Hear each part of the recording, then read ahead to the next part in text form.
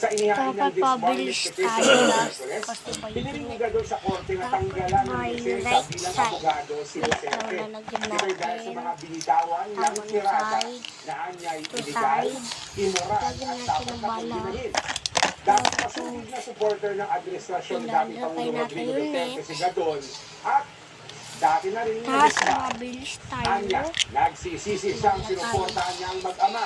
Tapos, Tatlong beses gagawin tumakbo sa dito pagkasenador dapat si may Gadon, baril. pero hindi nanalo.